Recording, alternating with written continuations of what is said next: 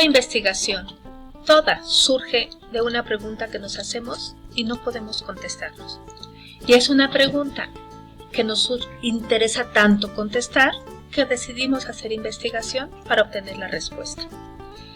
Todo tu trabajo de investigación se va a sustentar en esta pregunta porque tú quieres obtener una respuesta. Entonces, establecerás tus objetivos, tu hipótesis, buscarás tu capítulo teórico, tu investigación de campo, todo en función de conseguir la respuesta a tu pregunta general de investigación.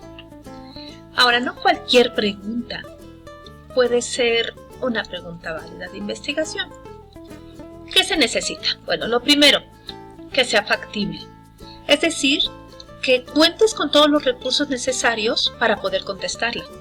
Y cuando hablamos de recursos nos referimos no solamente a cuestiones económicas, sino también a dinero, a conocimientos, hasta creencias. A lo mejor nos interesa saber cómo ha afectado la pandemia al aprendizaje de los niños en Tombuctú. Si yo no tengo dinero, ni tiempo, ni manejo el idioma para ir a Tombuctú a hacer investigación, por más que sea interesantísima la pregunta y que sea muy importante, no es factible para mí realizar esa investigación y por lo tanto no es una pregunta válida. Entonces, lo primero es que sea factible. Lo segundo es que sea interesante. Y aquí esto se convierte un poco subjetivo porque interesante ¿para quién? Bueno, para ti como investigador. Todo el proceso que vas a emprender a partir de este momento es largo. Puede llegar a ser tedioso. Hacer muchas lecturas, escribir mucho, investigar. Le vas a quitar tiempo de juego, tiempo de descanso, tiempo de familia para poder hacer esta investigación. Si no te resulta lo suficientemente interesante, la vas a abandonar. Entonces, pregúntate si es realmente algo que te apasiona investigar, algo que te motiva, que te quitaría toda la flojera en un domingo a las 6 de la tarde para en lugar de estar con tu familia, estar leyendo.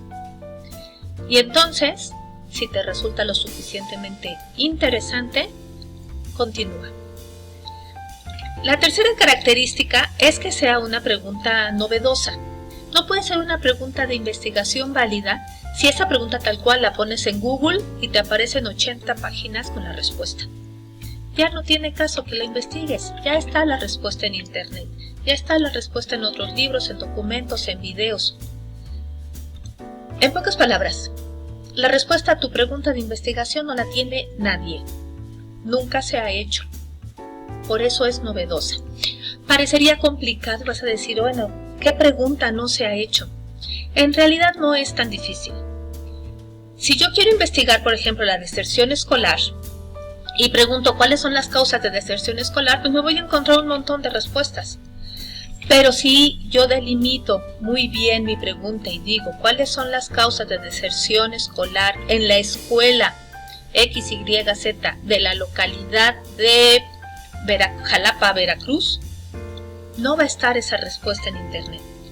Nadie se ha puesto, bueno, supongo, no lo sé, pero no creo que nadie se haya puesto a investigar justamente la deserción de esa escuela en esa localidad. Yo sería la primera persona en tener la respuesta a esa pregunta. Por lo tanto, es novedosa.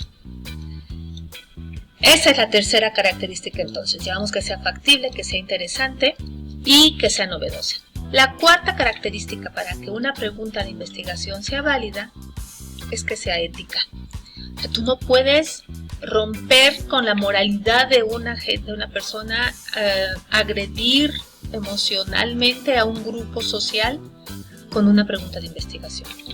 Entonces hay que tener mucho cuidado y hay que ser éticos. Y lo último es que sea relevante para ti, para tu grupo social, para la comunidad en general. Si aporta cierto conocimiento, es relevante. Si vas a generar material educativo, es relevante. Si va a servir como base para otras investigaciones, es relevante. La realidad es que casi cualquier conocimiento que tú generes va a ser relevante. Lo importante es que lo sustentes bien, que lo presentes adecuadamente y que pueda entonces servir para otras investigaciones. Ahora, ten cuidado al redactar tu pregunta general de investigación. Si tu pregunta se contesta con un sí, un no, un número, una listita, entonces no está bien redactada. La redacción nos tiene que dar pie a una respuesta larga, profunda, sustentada, justificada, con bases.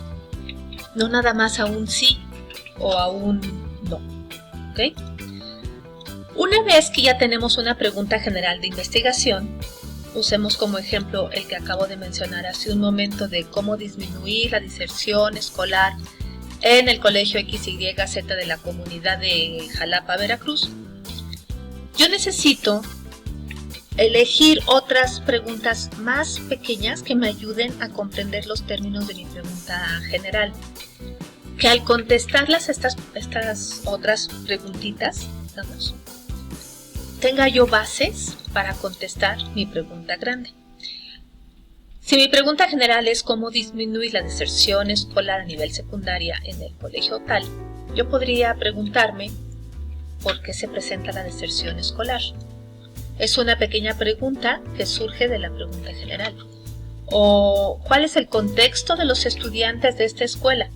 ¿Qué está sucediendo con ellos, en su mundo, en su espacio, en su entorno? Si yo no sé qué está sucediendo en este entorno, no voy a poder saber cómo voy a disminuir la deserción escolar. Incluso yo podría preguntarme cuál es el modelo educativo de este colegio, porque sin este conocimiento, sin saber cuál es el modelo educativo del colegio, yo no podría proponer estrategias adecuadas para ese colegio. Estas preguntitas se llaman preguntas específicas. Por último, para cerrar este pequeño video sobre preguntas de investigación, cuando tú generas estas preguntas, en este momento no se contestan. En tu investigación quedan redactadas las preguntas y conforme vayas avanzando en el proceso del trabajo, se irán contestando poco a poco. La respuesta a tu pregunta general es ya la solución a tu problema, es ya la solución a tu investigación. Entonces ahorita ni te preocupes por dar una respuesta previa ni de ningún tipo a estas preguntas. Gracias.